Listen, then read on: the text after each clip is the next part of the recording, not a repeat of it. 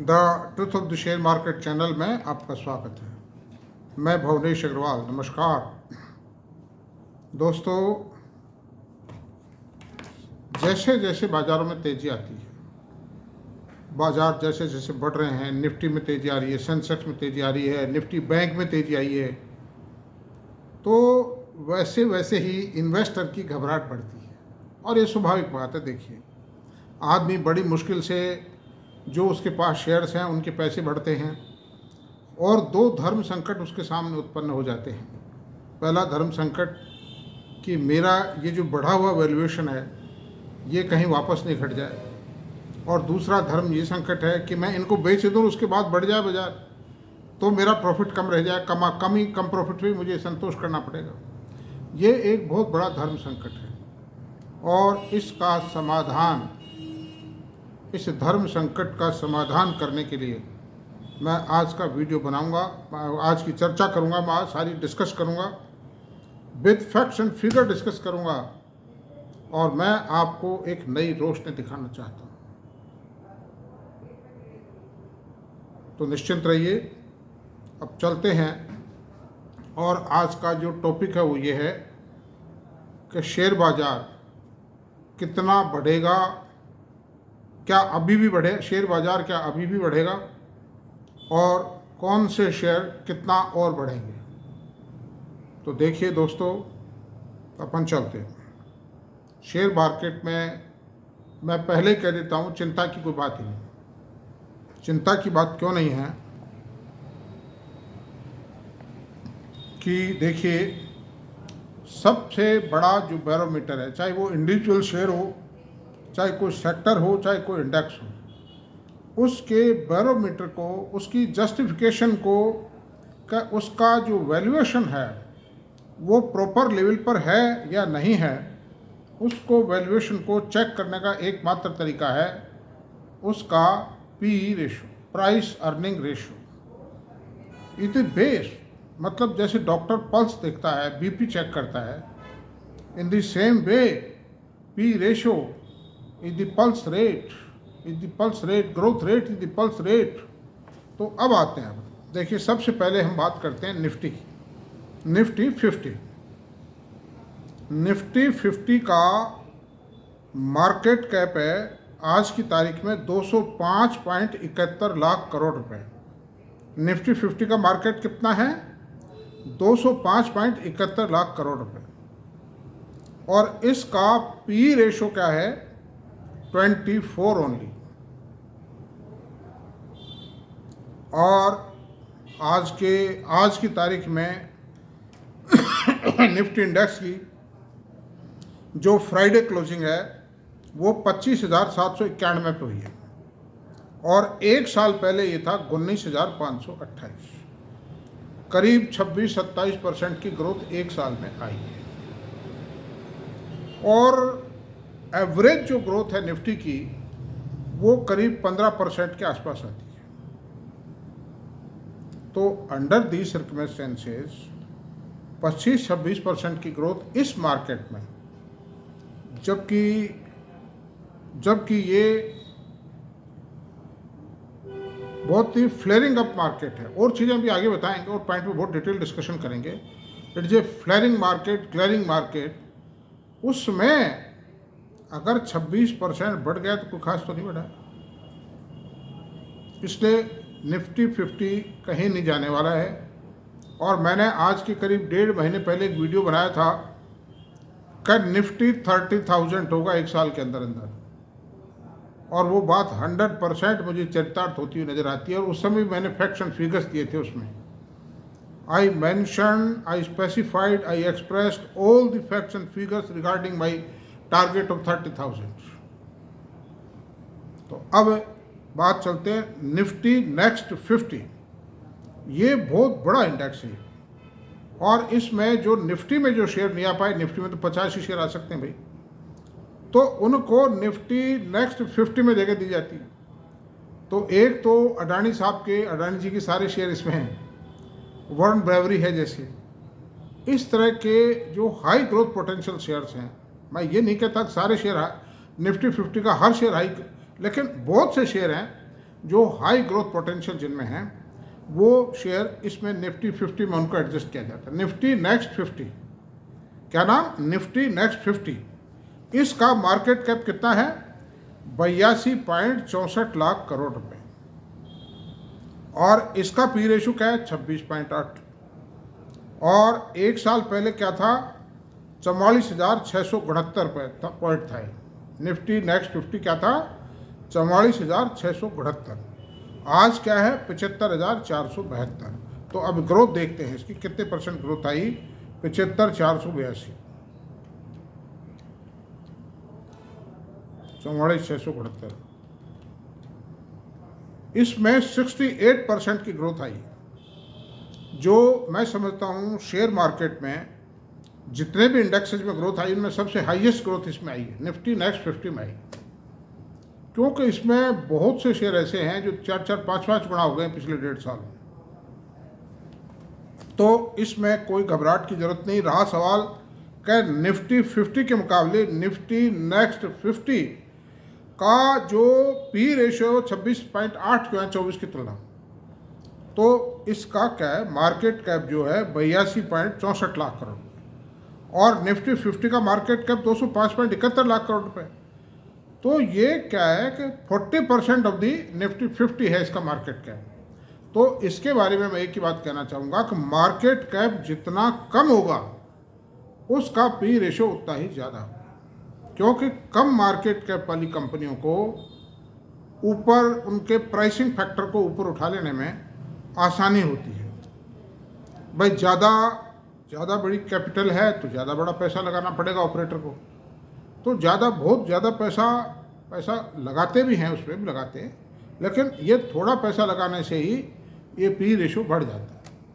आप देखिए small cap का, मिड कैप का पी रेशो और भी ज़्यादा मिलेगा आपको इससे, तो उसमें चलते हैं, इसलिए इसमें भी कोई घबराहट की ज़रूरत नहीं है। लेकिन सावधानी और फंडामेंटल बेस्ड एनालिसिस आवश्यक है, उसके साथ टेक्नो एनालिसिस भी करके कोई भी आप एक्शन लीजिए, खरीदने का, बेचने का, जो भी आप निर्णय लें, टेक्नो फंडा एनालिसिस करने के पश्चात ही लेवें। अच्छा, अब तीसरी बात करते हैं, बैंक निफ्टी पे आते हैं, जो पिछले 1.5-2 साल से दबा हुआ है और कई तरह की चर्चाएं हैं। और HDFC बैंक जो कि इंडियन स्टॉक मार्केट की एक शान है और दुनिया के 5-7 बैंकों में से एक है, एशिया का दूसरा बैंक है ये, तो वो, और ICICI बैंक भी बहुत अच्छा है, एक्सिस भी बहुत अच्छा है, कोटक भी अच्छा है। मैं रिकमेंडेशन नहीं है, मैं जो कुछ कर रहा हूँ training and education point of view से कर रहा हूँ। खरीद फरोख्त का निर्णय मेरे पीरियड में जो भी नाम लेता हूँ वो मेरे आधार पर नहीं करना है। आपको जो कुछ करना है आपको करना है, यानी कि अपने फाइनेंशियल एडवाइजर से राय लेने के बाद। अब चलते हैं, बैंक निफ्टी का मार्केट कैप है 42.77 लाख करोड़ रुपए। एक सेक्टरल इंडेक्सेस में, सेक्टोरल इंडेक्स में सबसे बड़ा जो इंडेक्स है निफ्टी, और इसमें ट्रेड भी बहुत होता है, ट्रेडिंग एक्टिविटीज़ बहुत ज़्यादा है, और 42.77 लाख का एक सिंगल इंडेक्स का मार्केट कैप होना एक बहुत बड़ी बात है इंडिया जैसे देश में। इसका पी रेशो मात्र 15.6 है। तो इन बड़े जो ये अच्छे बैंक है ना, मतलब ये 15 एवरेज, इसमें PSU बैंक भी शामिल है, SBI भी शामिल है, तो इसलिए थोड़ा डाउन है। बाकी एक्चुअली HDFC बैंक है, ICICI बैंक है, एक्सिस है, कोटक है, इनका पी रेशो 18-17 के आसपास, 18 साढ़े 18 के आसपास है, तो वो भी ज़्यादा नहीं है। ये जो कॉरपोरेट बैंक्स हैं इनकी जो क्वालिटी और इनकी परफॉर्मेंस को देखते हुए that is not on the higher side, इसमें बहुत पोटेंशियल है, गुंजाइश बहुत है। तो ऐसी सूरत में अब देखते हैं, आज के एक साल पहले बैंक निफ्टी 44,612 था और आज की तारीख में 53,793 है। तो कितनी ग्रोथ आई बैंक निफ्टी में ये देखते हैं, 53,793 बटा 44,612 यानी 20.5% की ग्रोथ आई। तो ये ग्रोथ क्या आई, एक तो SBI बढ़ा, कुछ ICICI बैंक बढ़ा, कुछ एक्सिस बढ़ा, बढ़े तो हैं। HDFC बैंक थोड़ा सा नहीं बढ़ पाया है, बढ़े तो सही है बैंक, लेकिन उतना नहीं बढ़े जितना इकोनॉमी में ग्रोथ है, जीडीपी जितना बढ़ रहा है, डायरेक्ट कलेक्शन जितना आ रहा है, उस रेशो में इनमें बढ़त कम आई। बाकी now I have heard from something कि now the banks will flare up, the corporate bank will flare up, HDFC bank is likely to flare up because deposits in the bank are increasing day by day. अब बढ़ना शुरू हो गया है, वो FDR की shape में आ रही है लेकिन वो बढ़ रही है। मुझे कुछ रिलायबल सोर्सेज से मालूम पड़ा है कि बैंक के फिगर तो आएंगे आपको 1 तारीख को, 2-3 तारीख के आसपास आएंगे, बैंक डिस्क्लोजर देगा, उनका डाटा देगा, लेकिन बढ़ रहा है। That is only. अब Nifty mid cap index, Nifty mid cap 100 index, इसका मार्केट कैप कितना है? 44.9 है। इसमें 100 शेयर शामिल। ये भी बड़ी अच्छी कंपनियां हैं इसमें भी। और इसका पी रेशियो 48.2। ये this is on the higher side. लेकिन क्या है कि निफ्टी मिड कैप की growth Nifty bank, Nifty large cap, Nifty next 50 उनकी तुलना में ज़्यादा है। और वो ये मार्केट कैपिटलाइजेशन जितना छोटा होगा उतना ही पी रेशियो ज़्यादा होगा। इसलिए ये कोई चिंता का विषय नहीं है। मिड कैप का पी रेशियो हमेशा ज़्यादा रहेगा, रहा है और रहेगा। मतलब अब आप देखिए कि इसके इंडेक्स में भी आज ये इंडेक्स है 60,209 करोड़। किसका? निफ्टी मिड कैप 100 इंडेक्स का। और एक साल पहले था 40,608, यानी 50% की करीब करीब ग्रोथ आ गई है एक साल। जो जिनाइन है, चूँकि मिड कैप शेयरों के अंदर, मिड कैप कंपनियों के अंदर जो परफॉर्मेंस है वो अप टू मार्क है, ग्रोथ है। और स्मॉल कैप इंडेक्स, इसमें 250 शेयर है और ये मार्केट कैप इसका 46.23 लाख है आज की तारीख में, और पी रेशियो 31.9 है। ये कम क्यों है कि उसका कम का कारण क्या है कि इसमें ऐसी कंपनियां हैं कि एक कंपनी तो ग्रो कर रही है 80, 70, 90% से, और एक कंपनी माइनस में जा रही है। इसमें कचरा भी है तो सोना भी है, दोनों चीज़ें हैं। सवाल सिलेक्शन का है, तो इसलिए पी रेशियो ज़्यादा है। लेकिन कुछ कंपनियां ऐसी हैं जिनका पी रेशियो 70, 80, 90 का है। मतलब तो इसमें भी हम देखते हैं 46.23 लाख करोड़ का मार्केट कैप है, पी रेशियो 31.9 है। किसका? निफ्टी स्मॉल कैप 250 का। और एक साल पहले 12,100 था, आज 18,645। इसमें करीब 51-52% की ग्रोथ आई है। इंडेक्स जो बढ़ा है 51-52% बढ़ा है एक साल में। तो ये भी जस्टिफाइड है, मिड कैप के बराबर ही बढ़ा है। जबकि इसमें मिड कैप में और स्मॉल कैप में कई शेयर ऐसे हैं जो पिछले 1.5 साल में 4-4, 5-5 गुना हो गए। जैसे जोमेटो को लीजिए आप, वरुण बेवरेज को लीजिए आप, KPIT टेक्नो को लीजिए आप, मतलब they have increase many fold. Bharat electronics को लीजिए जैसे आप, मतलब तो they have increase many fold. अब आइए आप, तो क्या ये, अब सवाल ये उठता है कि क्या ये जो पी रेशियो जो ज़्यादा है? मैं कहता हूँ बिल्कुल ज़्यादा नहीं। क्यों? उसके कारण बताता हूँ मैं आपको। उसके कारण है जीएसटी कलेक्शन करीब 11% हायर है। जीएसटी का कलेक्शन प्रीवियस कॉरस्पॉन्डिंग ईयर के मुकाबले अगस्त का जो जीएसटी कलेक्शन है, जीएसटी अगस्त 2024 का जीएसटी कलेक्शन 1,75,000 करोड़ रुपए है, जबकि अगस्त 2023 का 1.59 लाख करोड़ रुपए था, यानी करीब करीब 11% की ग्रोथ आ जाती है इसमें। और डायरेक्ट टैक्स कलेक्शन में ज़बरदस्त जंप है, 22.48% का जंप है। 22.48% का डायरेक्ट कलेक्शन में जंप एक बहुत बड़ी बात है। मतलब ये शो करता है कि कॉर्पोरेट सेक्टर की इनकम बढ़ रही है, इंडिविजुअल्स की इनकम बढ़ रही है। और tax buoyancy, it is called tax, a better tax buoyancy.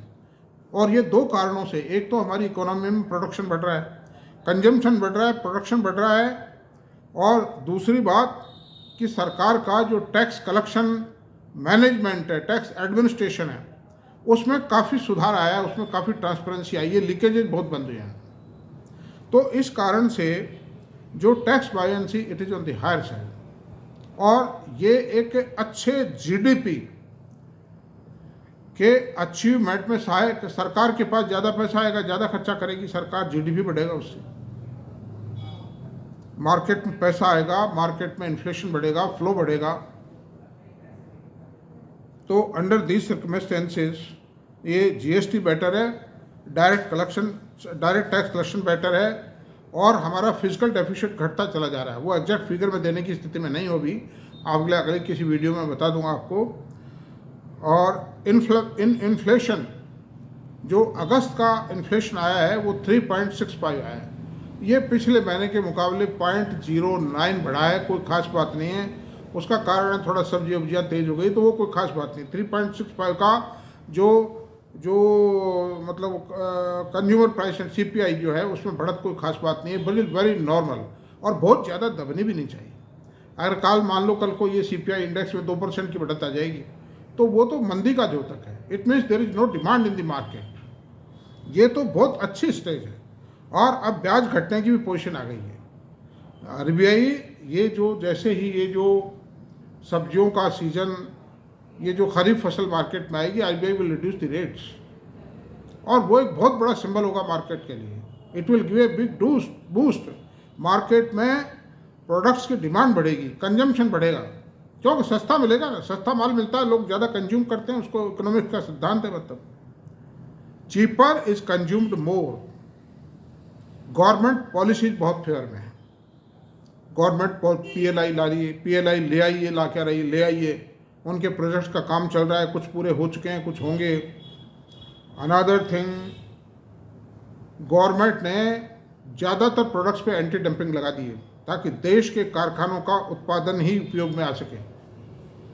वो अंडर कैपेसिटी यूटिलाइजेशन नाइल्स के हैं, तो प्रोडक्ट की डिमांड अच्छी है, प्रोडक्शन डिमांड अच्छी है डोमेस्टिक प्रोडक्ट की। इंपोर्ट बंद हो गया तो देश के कारखानों का माल बिकेगा, देश की कंपनियों का माल बिकेगा देश में।